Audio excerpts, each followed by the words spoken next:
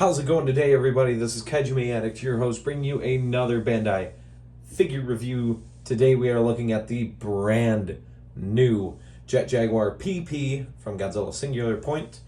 He was released with Salunga, which I already have a review for, so if you haven't seen it yet, please check it out. And like the video, comment on it, tell me what you like, tell me what you maybe don't like. And if you haven't subscribed, consider subscribing. And if you've already subscribed, thank you so much. We've passed 300 subscribers, which is insane. So, let's stop talking about that, though. Let's dive right into this figure. All right. So, this is the new mold for the Jet Jaguar. This is the regular size without the spear. I do believe, just assuming, not any confirmation, that there will be some sort of exclusive Jet Jaguar, which will have the Anguirus spear, kind of like what they did with Kong with the box sets. So, there is the front of the tag. Very nice. Interesting that they have the spear completely cut out. The back is just like all the other Godzilla Singular Point tags. And the inside. Nothing important. All right. So, the detail and the accuracy to the CGI model is here. I really like how this figure looks. He stands straight up and tall, which is to be expected of our humanoid characters. These are normally not put into fighting poses, but this figure looks awesome. I'm going to bring out the old one here really quick, just to show you the differences really quick. Something to note, they painted the elbows on this one, not on this one.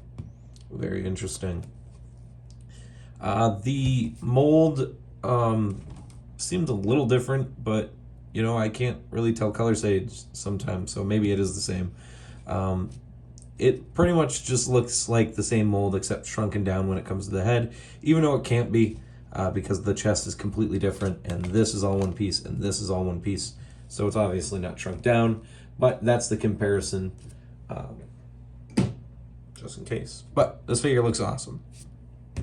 Speaking of comparisons, let's bring out a few more. We're going to look at the Bandai Movie Monster series, Singular Point Godzilla. And when comparing these two, he's too big.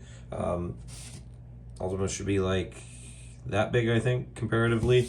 The SH Monster Arts looks a little bit more in scale with him, though we're not going to look at that comparison here in the video. And we're going to look at Shin Ultraman, celebrating the success that's continuing in Japan. It being brought to an film festival here this week, and Shin Ultraman and Shin Naranga releasing on Godzilla Battle Line. So this looks cool. Definitely too big, but you know, you never know. It looks nice. I mean, this Jet Jaguar can also grow, so you can make an excuse. For the articulation, it's pretty standard. Waist moves, arms move. There's no twisting this time around. That's a little disappointing.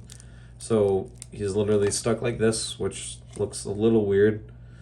And then no hip. No hip. Only a twist. That's all you got. So there's less on this guy than there was the other Jet Jaguar, which is really weird. I would have minded a break in sculpt to give him leg articulation. Elbows, although disappointing, that's how it goes. But the legs, I feel like, should have been articulated. Could have maybe broken up the sculpt a little bit to give him articulation in the legs. But that is just a minor nitpick. Honestly, this guy's not going to be doing much, seeing as we already have the SH Monster Arch Singular Point Jet Jaguar on the way for the US side. Japan's already had it for a month and a half. Also, interestingly to note, he doesn't have his backpack. Once again, I think that supports that this is the beginning Jet Jaguar and not final battle Jet Jaguar, which I really do think we're going to get. But we will see. Maybe we won't. So that's going to wrap it up for this figure review, though. A little bit quicker than Salunga. This figure's nice. Not perfect. There are some paint apps that were on the old one that are not present on the new one, which kind of doesn't make sense. And there's some articulation that's on the old one that's not on the new one, and vice versa. So what do I rate this figure? I'm going to give this figure a solid 7 out of 10. it's good. It's nice. If you're a Bandai collector, definitely recommend getting it. But if you're like me, where you get Monster Arts and Bandai vinyls, and maybe you're unlike me, and you're not too, picky on picking one of each, I would say spend the $130 and get the Monster Arts one, and don't get this one. But if you're on a budget, or if you're like me and you buy one of each, because I have a Bandai collection and a Monster Arts collection that I want to be completed, this guy's just fine. So, 7 out of 10. Pick them up if you want them. Otherwise, maybe an easy skip, especially if there's a version that comes out later with maybe a little bit more articulation and Anguirus Spear, but you can always just get the Monster Arts for that. Anyways, I'm going to wrap up this video, guys. As I always say, peace, rock on, stay safe. Remember to go to Facebook, join the Collecto Monster and Monster Collectors Facebook group by answering the security questions and joining the 1,000+ amazing collectors across the whole tokusatsu, and not even just tokusatsu, Harryhausen collectors and all that. And I will see you guys for the next video sometime next week. Bye, guys. Jet Jaguar signing out. Punch, punch, punch!